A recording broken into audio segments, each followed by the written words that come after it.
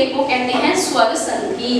ठीक है, तो यहाँ दो समान स्वरों का मेल हुआ है जिसके कारण यहाँ दीर्घ संधि है। दीर्घ संधि का ये नियम है बच्चों कि दो समान स्वर जोड़े जाते हैं। अब जैसे मैंने काका बताया वैसे ये माँ है, अगर हम बिना स्वर के लिखेंगे तो माँ केवल इतना लिखा जाएगा, लेकिन जब हम इसमें स्वर मिला देंगे छोटा आ तो ऐसे लिखा जाएगा, और जब अलग करने की बात आएगी तो हम माँ में से क्या निकालेंगे फिर छोटा आ, क्योंकि छोटा आ इसमें मिला हुआ है, प्लस यहाँ से हम ले लेंगे बड़ा आ और दोनों को मिला करके हम बना लेंगे बड़ा आ। ठीक है, तो ये दीर्घ बड़ा आ हो गया।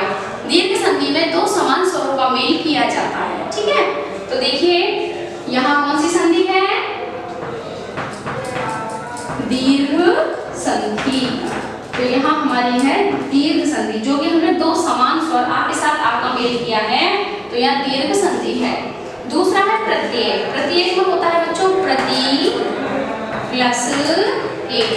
ठीक है, प्रति प्लस एक में वैसे ताम्र स्वर है ई, तो ई हम निकाल लेंगे, प्लस यहाँ से हम ए लेंगे, और यहाँ पर यण संधि है। यण संधि का नियम होता है कि ई प्लस आ बराबर या बनता है, ई प्लस ए बराबर बनेगा ये, क्योंकि जो पीछे होता है उसकी मात्रा लग जाती है और ई जो है वो या में परिवर्तित हो जाती है। ई का या, उ का वा, री का रा, ली का ला आदेश हो जाता है यण संधि के अंतर्गत। तो देखिए बच्चों ई प्लस ए बराबर बनेगा ये, इसीलिए तो देखो प्रत्येक है, तो यहाँ पर प्रत्येक में हमारी कौन सी संधि आ गई, यण संधि।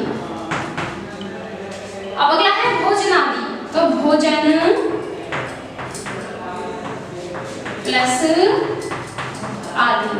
भोजन से हमने छोटा आ लिया, आदि का बड़ा आ लिया, और दोनों स्वरों का मेल करके हमने बना लिया बड़ा आ, और यहाँ भी फिर कौन सी संधि हो गई, दीर्घ संधि। सदैव, सदैव में देखिए सदा प्लस एव। सदा में से हमने बड़ा आ लिया, एव का हमने ए लिया, और बराबर बन गया हमारा आई। यहाँ हमारी वृद्धि संधि है। आ के बाद ए होता है तो आई हो जाता है, आ के बाद यदि ओ होता है तो औ हो जाता है। ठीक है, तो यहाँ स्वरों को वृद्धि प्राप्त होती है। ठीक है, तो इस प्रकार से बच्चों आ प्लस ए बराबर आई, और यहाँ है हमारी वृद्धि संधि। वृद्धि संधि। ठीक है, तो देखिए हम इसको आराम से समझेंगे, वीडियो को बार बार देखेंगे, है ना, इस पोर्शन को, ग्रामर को, और आराम से इसको हम तैयार करेंगे। ठीक है, संधि का नाम भी याद कर लेंगे, क्योंकि अभी आप छोटे स्तर पर सीख रहे हैं, और जैसे जैसे आपकी क्लास बढ़ती जाएगी ये सारी चीजें आपको ड्यूली और भी समझनी पड़ेंगी, तो इसीलिए आराम से समझिएगा इसको, है ना, कोशिश कीजिएगा समझने की, और संधियों के नाम और रूल जो मैंने बताए हैं वो याद कीजिएगा। ठीक है, चलिए अब हम चलते हैं आगे की ओर। इस पार्ट में बेटे इतना ही था। अब हम जो अगला पार्ट प्रारंभ कर रहे हैं, ठीक है, उसका नाम है क्यों क्यों लड़की। इसको हम मिटा देते हैं, ये चैप्टर यही खत्म है आपका।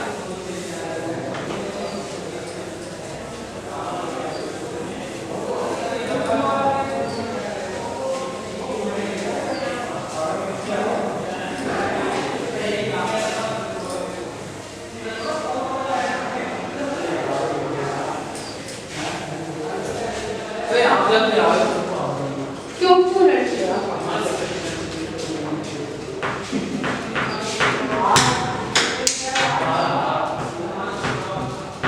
क्यों क्यों लड़की। ठीक है, और इसकी जो लेखिका है, ठीक है, इसकी लेखिका है महाश्वेता देवी। लेखिका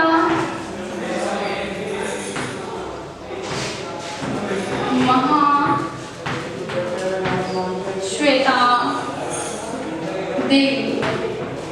ठीक है, महाश्वेता देवी जी ने लिखा है ये पाठ क्यों क्यों लड़की। ये एक आदिवासी लड़की की कहानी है जिसके अंदर बहुत ज्यादा जिज्ञासा है एक चीज को जानने की, उसको समझने की।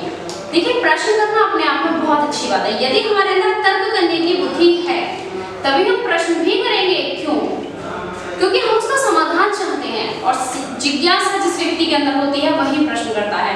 जिज्ञासा बहुत अच्छी चीज है, क्योंकि जिज्ञासा करने से ही बच्चों हमारे ज्ञान में वृद्धि होती है ना। प्रश्न करते हैं हम, जिज्ञासा मन में जागती है तो, और प्रश्न से जब हम उत्तर पाते हैं तो उस उत्तर से हमारे ज्ञान का वर्धन होता है। जो कहते हैं प्रतिभावान व्यक्ति होता है, उसके अंदर बहुत से प्रश्न होते हैं और उन प्रश्नों के उत्तर पाने की ललक होती है। उस ललक को पूरा करने के लिए ही वो अध्ययन करता है, समाज में उठता बैठता है, चीजों को जानता है, समझता है, ताकि उसके प्रश्नों के उत्तर मिल सके और तब वो अपने ज्ञान के भंडार को भरता है। ठीक है, तो व्यक्ति के अंदर जिज्ञासा होना बहुत जरूरी है। ठीक है, तो देखिए वो एक ऐसी लड़की है जिसके अंदर बहुत जिज्ञासा है, वो बात बात पे प्रश्न करती है, क्यों क्यों, हर चीज पर क्यों क्वेश्चन मार्क लगाती है, इसीलिए उसका नाम भी पड़ गया है क्यों क्यों लड़की। ठीक है, वैसे उसका नाम मोइना है। देखिए प्रस्तुत पाठ में एक आदिवासी लड़की के विचारों में जिज्ञासा, जीवन संघर्ष तथा कार्य करने की लगन को रोचक संवाद शैली में प्रस्तुत किया गया है। संवाद यानी कि डायलॉग। तो संवाद जो एक दूसरे से किए जाते हैं वो यहाँ पर है, मैं आपको पढ़ के सुना रही हूँ किसका कौन सा संवाद है, ध्यान से सुनेंगे और समझेंगे, बहुत इंटरेस्टिंग पार्ट है। मोइना कहती है, पर क्यों? छोटी सी लड़की थी वह, गरीब, 10 साल की, एक बड़े से सांप का पीछा कर रही थी। जब मैंने पहली बार उसको देखा, लेखिका कहती है कि जब मैंने पहली बार उस लड़की को देखा तो वो करीब 10 साल की लड़की थी और एक बहुत बड़े सांप का पीछा कर रही थी। मैं उसके पीछे भागी। अचानक मुझे डर लगा कि 10 साल की बच्ची है, इतने बड़े सांप के पीछे भाग रही है। उसकी चोटियां पकड़कर घसीट कर लाई। जैसे तैसे मेरे हाथ में उसकी चोटियां आई और मैं उसको पकड़कर लगभग उसको घसीटती हुई उसको लेकर आई। उस पर चिल्लाई मैं, ना मोइना ना, सांप को मत पकड़ो। उसने पूछा क्यों? उसका प्रश्न था क्यों ना पकड़ूं, क्यों? तो मैंने कहा वो कोई धावन बावन नहीं है, नाग है नाग, उसको मत पकड़ो। तो नाग को क्यों ना पकड़ूं? अब उसने प्रश्न किया, भाई नाग है तो क्या हुआ, उसको क्यों ना पकड़ूं? तो कहती क्यों? अरे काट लेगा। नहीं इस बार नहीं, पर क्यों? मैं उसे ऑफिस तक घसीट कर लाई। वो पूछती रही क्यों ना पकड़ूं, लेकिन मैं उसे लगभग अपने ऑफिस तक घसीट कर ले आई। वहां उसकी माँ खीरी एक टोकरी बुन रही थी। वहीं ऑफिस के बाहर उसकी माँ बैठी हुई थी खीरी, और वो एक टोकरी बुन रही थी। मैंने कहा चलो थोड़ा आराम कर लो। बोली क्यों? अरे क्यों नहीं, थकी नहीं हो क्या? मोइना ने सिर हिलाया। बाबू की बकरियां कौन घर लाएगा? जो बकरियां चरने गई हैं अभी उनको लाना भी बाकी है, और लकड़ी लाना है, पानी लाना है, चिड़िया पकड़ने का फंदा लगाना है, ये सब कौन करेगा अगर मैं थक गई तो? खीरी ने कहा, बाबू ने जो चावल भेजा है उसके लिए उसे धन्यवाद देना ना भूलना। इतने काम करने बाबू के घर जा रही हो तो उन्होंने हमारे लिए चावल भेजे हैं, तो उनको धन्यवाद कह देना। मोइना कहती है क्यों क्यों तू धन्यवाद उसे? उसकी गौशाला धोती हूँ, हजारों काम करती हूँ, उसके लिए कभी उसने मुझे धन्यवाद दिया? मैं क्यों उसे धन्यवाद दूं? मोइना कहती है। मोइना अपने काम पर भाग गई। खीरी से हिलाती रह गई। ऐसा बच्चा नहीं देखा कभी, बस कहती रहती है क्यों क्यों। गांव के पोस्ट मास्टर ने तो उसका नाम ही क्यों क्यों लड़की रख दिया है। जो पोस्ट मास्टर है गांव के, वो उसको क्यों क्यों लड़की कहने लगे हैं। मुझे तो अच्छी लगती है मोइना। लेखिका का कहना है कि ये जो मोइना है वो मुझे बहुत अच्छी लगती है। इतनी जिद्दी है कि एक बात पकड़ ले तो उससे हटती ही नहीं, अपनी बात पर अड़े खड़ी रहती है। मोइना आदिवासी लड़की थी, शबर जाति की। शबर लोग गरीब और भूमिहीन थे, पर बाकी शबर लोग कभी शिकायत करते सुनाई नहीं देते थे। कहते हैं शबर जाति के लोगों पर जमीन नहीं थी, भूमिहीन है, वो मजदूरी करते हैं, मगर बाकी जितने भी लोग थे शबर जाति के वो कभी प्रश्न नहीं करते। सिर्फ मोइना ही थी जो सवाल पर सवाल किए जाती थी। उसे हर चीज से परेशानी थी, वो हर चीज पर सवाल लगाती थी क्यों क्यों मुझे मीलों चलना पड़ता है, क्यों नदी से पानी लाना पड़ता है, क्यों रहते हैं हम पत्तों की झोपड़ी में, हम दिन में 2 बार चावल क्यों नहीं खा सकते।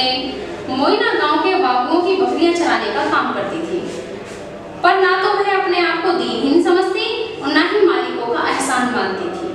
वह अपना काम करती, घर आ जाती और बुदबुदाती रहती, क्यों उनका बचा कुचा खाऊं मैं तो बढ़िया खाना खाऊंगी शाम को, हरे पत्ते, चावल, मिर्ची वाला अचार और भी बहुत कुछ, सबके साथ बैठकर खाऊंगी घर में। वैसे शबर लोग आमतौर पर अपनी लड़कियों को काम पर नहीं भेजते हैं, पर मोइना की माँ एक पैर से लंगड़ाती थी। ठीक है, उनके पैर में कोई समस्या थी, वह ज्यादा चल फिर नहीं सकती थी। उसके पिता दूर जमशेदपुर काम की तलाश में गए हुए थे और उसका भाई गौरव जलाऊ लकड़ी लाने के लिए जंगल में जाता था।